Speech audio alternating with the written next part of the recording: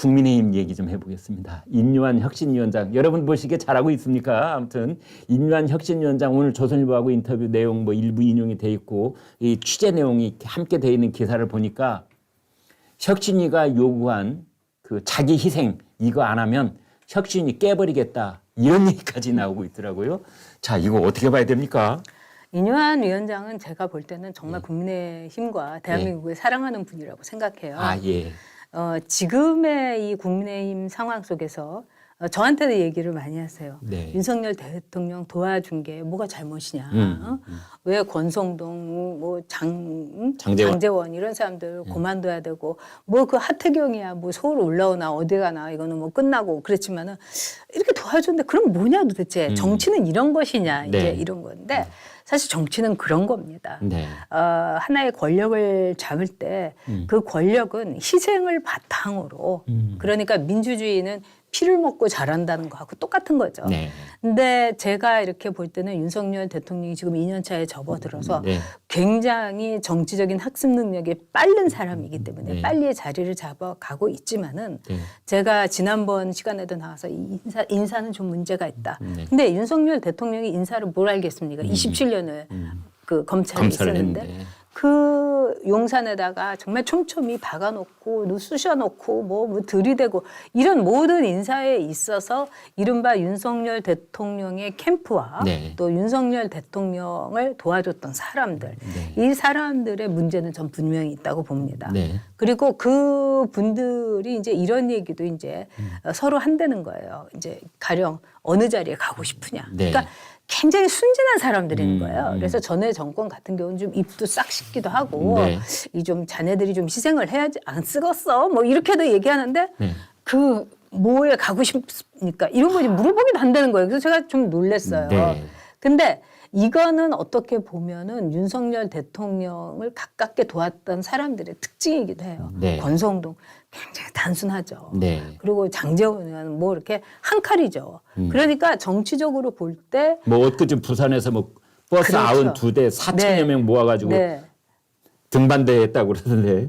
원래 착한 사람이에요. 네, 네. 그리고 권성동 의원도 아버님이 교장 선생님이고 예. 저도 잘 아는데 이 정치라는 거는 누구의 이제 그 한마디로 윤의 측근이다. 윤의 오른팔 왼팔이라는 말을 들었을 때는 오른팔 왼팔 자르는 게 권력자입니다. 네. 그렇기 때문에 자기 자신들이 잘릴 각오를 했어야 되는 거죠. 그래서 저는 장제원 이제 윤석열 대통령에 있어서 장제원 의원이나 권성동 의원은 참 가슴 아프겠죠. 네. 그렇지만 읍참마속이라는 단어가 왜 있겠습니까? 네. 그리고 어저께에 이 장제원 의원이 다른 사람들은 세를 과시하고 너 죽어도 부산에서 죽겠다 뭐 이렇게 얘기를 했다. 그다음에 부산 시장감이다. 부산의 아이돌이다. 뭐 여러 가지 얘기를 했다는데 제가 볼 때는 원래 이제 촛불이 질 때 그 마지막 불꽃이 굉장히 세죠. 그다음에 터널을 지나갈 때 새벽에 가까울 때 더 어둡죠. 바로 그런 거라고 봅니다. 결국 장제원 의원은 그 품성이나 여러 가지 볼 때 윤석열 대통령을 위해서 자기 자신을 낮추고 사라지게 만들 겁니다. 그리고 이제 권성동 의원은 굉장히 성격이 터프하고 뭐 이렇게 왔다 갔다 하는 사람이 아니고 또 그런 사람이기 때문에 지금 또 이 눈치껏 뭐 체리 따봉 사건도 있고 그렇기 때문에 본인이 책임을 져야죠. 그리고 뭐 한두 사람 만난 사람들은 제가 보기에는 뭐 그렇게 문제될 건 없고 어쨌든 이번에 국민의힘만 잘하면은 국민의힘이 잘하는 건 뭐겠어요? 바뀌는 거죠. 새롭게. 세수를 새 부대에 담고 그다음에 정말 누려야 될 사람이 우리 누리지 않겠다. 이러면은 국민들이 와, 그 딸아지 386, 586들하고는 다르구나. 이러면서 감동할 겁니다.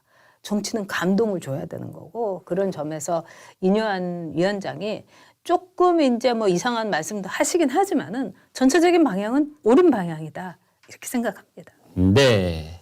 지금 혁신위원회 대변인을 맡고 있는 김경진 혁신위원이 이렇게 말했습니다. 내부적으로 혁신위원들끼리 어느 정도 의견을 모은 것은 지금 우리가 하는 역할이 잘 받아들여지지 않는다면 굳이 12월 말까지 혁신위 임기를 다 채울 필요가 없다. 따라서 의미가 없고 실효성이 없다고 판단되면 이번 주라도 오늘이 화요일인데요. 이번 주라도 혁신을 종료 선언하고 혁신위를 조기에 해산해 버릴 수도 있다라는 생각을 인요한 혁신위원장이 갖고 있다는 얘기를 했습니다. 그래서 오늘 지금 이게 조선일보 일면에 보도가 되고 있는 내용인데요. 자, 그래서 전 의원님 이 지금 세 사람 방금 네. 두 사람 얘기했는데 한 사람이 이제 김기현 당 네. 대표까지 포함해서 김기현, 권성동, 장제원 이 세 사람 중에 한두 사람만 지금 말씀하신 이 희생정신을 발휘를 하면 네. 전체적인 분위기가 바뀔 것이다. 뭐 그런 분석들이 있는데 김기현 당대표는 어떻게 될 것 같아요? 좀 마음 먹은 것 같기도 하고요. 아 정말요? 네, 그리고 저는 그렇게 생각합니다. 지금 뭐 4선, 5선, 뭐 네. 내리 3선 한 사람들은 좀 쉬는 게 좋겠어요. 네, 네. 왜냐하면은 저는 예. 정치를 이제 이 재선을 하면서 참 느낀 게, 예. 와, 참 국회의원이 무서운 자리구나. 네. 권위주의 시대 때 국회의원들한테 너무나 많은 특권을 줘가지고 네. 정말 3선들 좀 되면요 땅을 안 밟아요. 차에서 차로만 다니고요. 네. 그 다음에 국회의원 회관에서 본회의장 갈 때도 차 타고 가고요. 네. 그리고 이제 그분들의 비서진을 보면은 말이 없어요. 왜? 심기를 읽고 공기를 읽는 거예요. 이거 얼마나 무서운 일입니까? 네. 그렇기 때문에 이 국회의원은 참 잊어서는 안 될 게 국민의 대표인 거예요. 네. 그다음에 국민의 한 표 한 표로 뽑아주는 거예요. 네. 그렇다면은 그 국민들 공기를 모르고 국민들이 밟고 있는 땅을 밟지 않으면서 국회의원을 어떻게 잘할 수 있겠습니까? 저는 그래서 내리 3선부터 시작해 갖고 그 이상이 되는 분들은 무조건 쉬어야 된다. 그래서 그 옛날에 중국에서 지금 이제 시진핑이 그거를 망치고는 있습니다만 장점이니 중국 공산당 거기에서 이 내노라 하는 사람들 한 10명 손을 딱 잡고 우리는 물러나겠다. 아. 우리는 뒷방 늙은이가 네, 되겠다. 네. 새로운 세대를 우리는 길러가지고 후계자, 후후기자 해가지고 네. 우리 중국 공산당을 새롭게 하겠다.